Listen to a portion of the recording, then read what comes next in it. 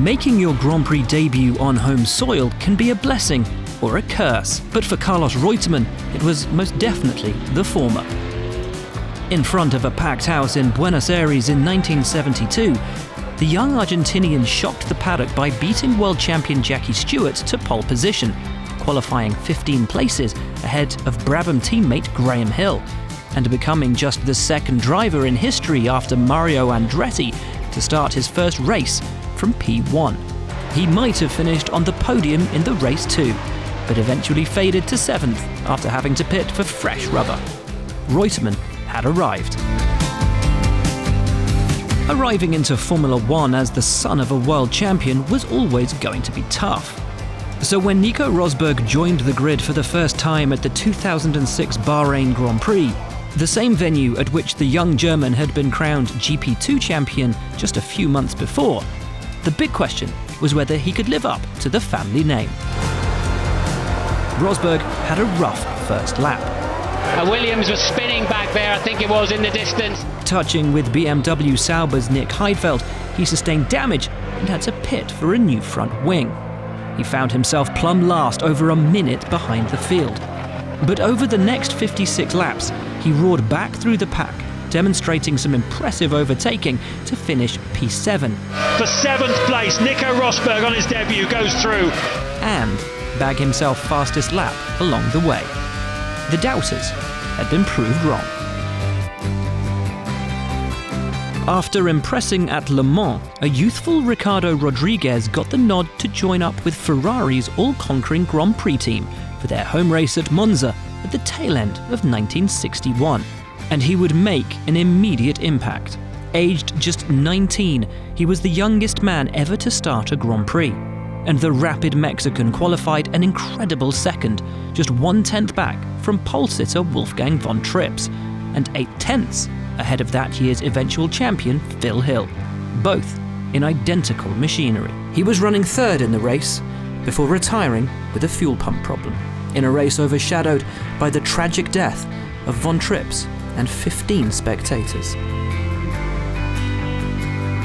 Few drivers have arrived in Formula One with as much fanfare or as much pressure and expectation as Lewis Hamilton. It's my first time here and it's my debut, so it's a great feeling.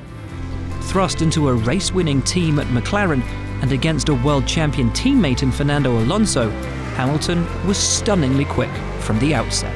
4th quickest in qualifying, Hamilton electrified the crowd with a stunning move born from pure instinct, sweeping around the outside of teammate Fernando Alonso and into 3rd at his very first corner in the sport. He would lead for 4 laps and eventually finish behind his teammate in 3rd. But the message was clear. Hamilton was the real deal.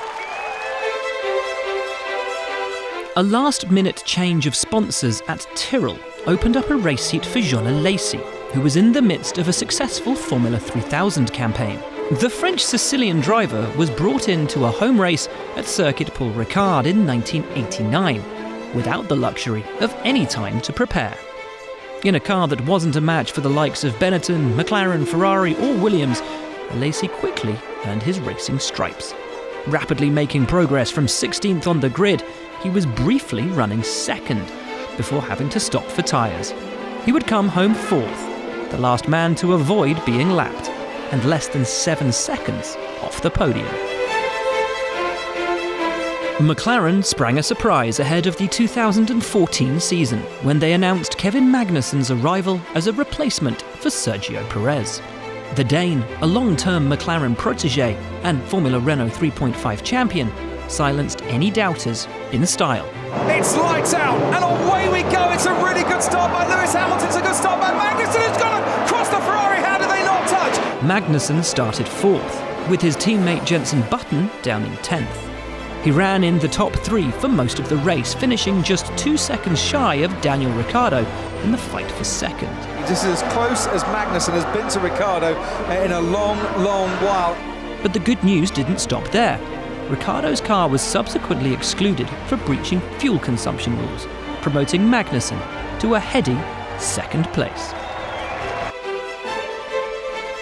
Officially, no Australian has ever made it to the podium on home soil, although Mark Webber did receive a deserved curtain call on the Melbourne rostrum in 2002, after a stellar maiden outing for perennial backmarkers Minardi. In a race of attrition, he started 18th, but only 8 of the 22 starters took the flag, with Webber finishing a fine 5th after bullishly holding off the challenge of Mika Salo's faster Toyota in the closing stages. A fairy tale for the home hero. My first race, my home race, first race for the team, and a long time since Minardi's got some points as well, so it was very timely to start the season like that. 3 years after a chance meeting with Colin Chapman, Mario Andretti would make his debut for his legendary Lotus team on home soil at Watkins Glen. It was worth the wait. The American, who had entered but not started the Grand Prix in Italy several weeks earlier, stunned the paddock by capturing pole position, the first man to achieve the feat on debut. He was demoted to second by championship contender Jackie Stewart on the first lap of the race, but stayed there until unravelling bodywork and finally clutch failure brought his race to a premature and unfitting conclusion. The son of the iconic Gilles Villeneuve and reigning Champ Car champion, Jacques Villeneuve appeared to have it all. And he did everything right on his F1 debut in 1996, sealing pole at the first attempt in front of Williams teammate Damon Hill. Go! And Villeneuve in his first Formula One Grand Prix start takes the lead from Damon Hill, and Eddie Irvine passes Michael Schumacher. Leading for much of the race, the pair had a tremendous scrap, but an oil leak forced Villeneuve to slow and cede the lead, leaving him second at the flag, but already a champion in waiting. After suffering devastating injuries to his feet and legs in a terrifying Formula 3000 crash at Brands Hatch in 1988, it was nothing short of a miracle that Johnny Herbert was able to walk again, let alone race, which makes his Formula 1 debut less than 6 months later all the more remarkable. Unable to walk or use his pedals without experiencing excruciating pain and needing to be helped in and out of the car, the gritty Englishman showed courage and bravery beyond measure as he finished an incredible 4th in Brazil with Benetton, 2 places in front of teammate Alessandro Nannini, and only missing out on a podium finish by a second. For a man who had believed his Formula 1 dream was over, he'd proven to himself and the world that sheer talent and determination could overcome even the toughest of circumstances.